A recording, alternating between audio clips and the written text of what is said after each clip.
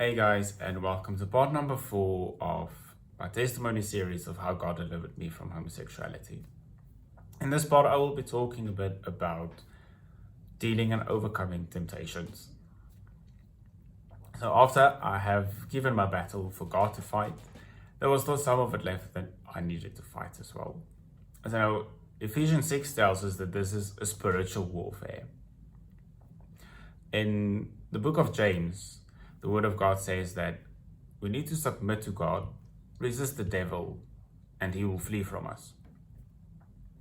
Now, temptations is obviously, it's different from person to person. However, Jesus said that if your eye causes you to stumble, plug it out and cast it away from you. So when I read this verse the first time, I was thinking, okay, if I now really and literally have to do this, there's not going to be anything left of me. And I think everyone watching can agree with it as well.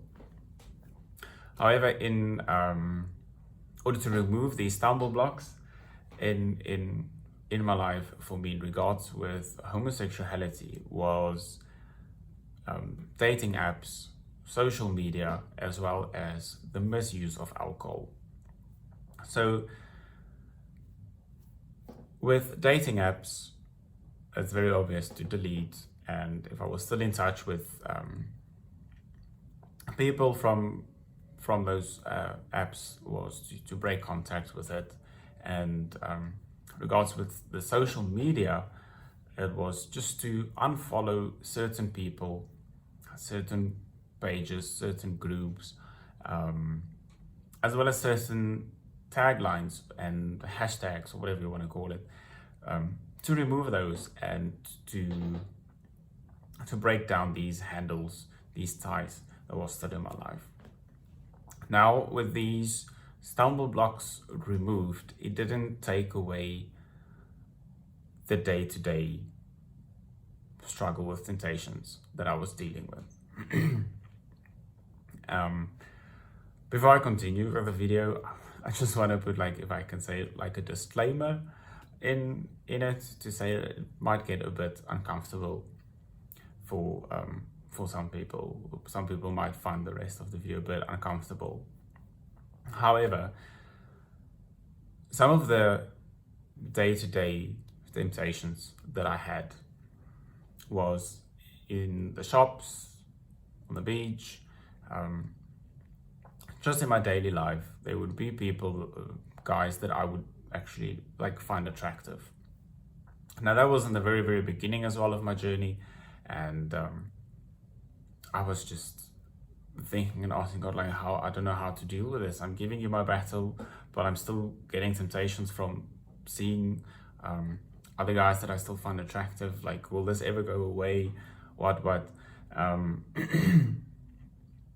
yeah, by that, I just started to, whenever I see someone that I would find attractive, just to close my eyes.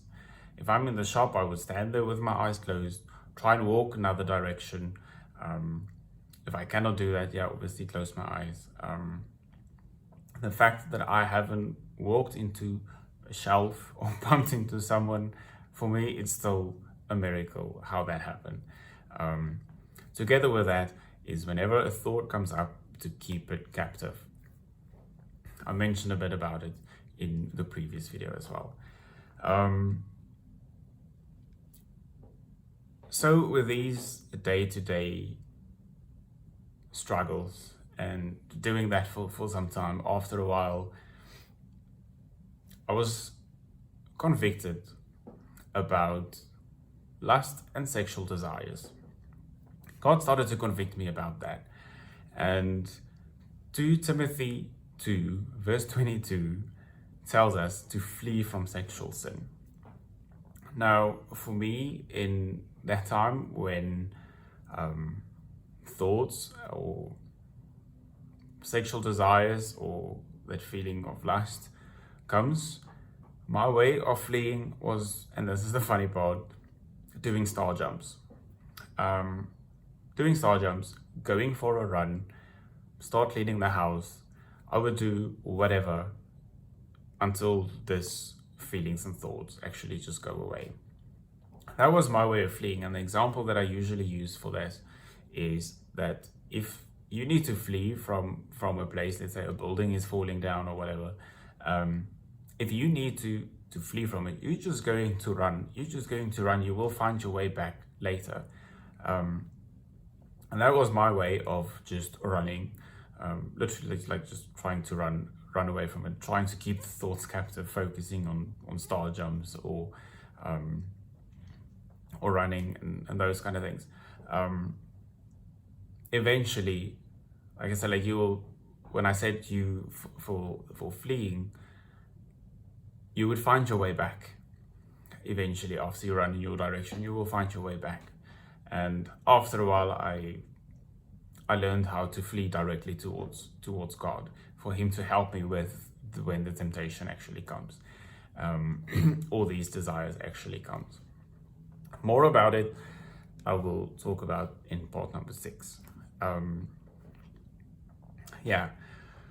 But that was just a bit of the temptations and how I dealt with it. But there's just another part of the video that is about lies that the enemy told me in order, or trying for me to give in to these temptations, or giving into my desires that I had. And we all know the picture of the devil on the one shoulder and the angel on the other shoulder telling you certain like different things. And I still remember this one night where the temptations was really bad that day. It was really tough on me that specific day. It was one of those days where I just didn't have anything to do. And there's this English saying of an empty mind is the devil's playground. And so some of the lies that the enemy came to tell me was that it's okay to give into this. It's okay to give into your desires. You're already saved. You can do whatever you want. If you mess up now, you can just ask for forgiveness later. Those kind of things. And that specific night, when I heard it for the first time, it's okay. Like, maybe I can do it. I'll just ask for forgiveness later. It was as if someone was standing next to me saying lies. I heard it so loud and clear. It's just the word lies. And that desire and that temptation actually just faded at that moment as well. So yeah, we are human, and sometimes we fail, sometimes we fall, but it's okay. We can approach the throne of grace and ask for forgiveness. That said, however, and Paul is very clear about this, that we cannot use it as an excuse to sin. We cannot do whatever we want to do. We cannot just live our lives the way we want to now because we are saved. Our seat is booked. Paul is very, very clear about that. We cannot use the fact that we live under grace as an excuse to actually sin more. So I want to end with James 1 verse 12 that says that blessed is the man who endures temptation, for when he has been approved, he will receive the crown of life, which the Lord has promised to those who love him. So that's the end of part number 4. We are halfway. There's 7 parts, so 3 more left. And I want to thank you for watching. And the next part, I will talk a bit about, I mentioned in the previous video that God sent me amazing people across my path, and they guided and they helped me to a deliverance session. So I will talk about that in the next part. As usual, I will put the scriptures in the description below. And thank you for watching. God bless. Take care. Bye-bye.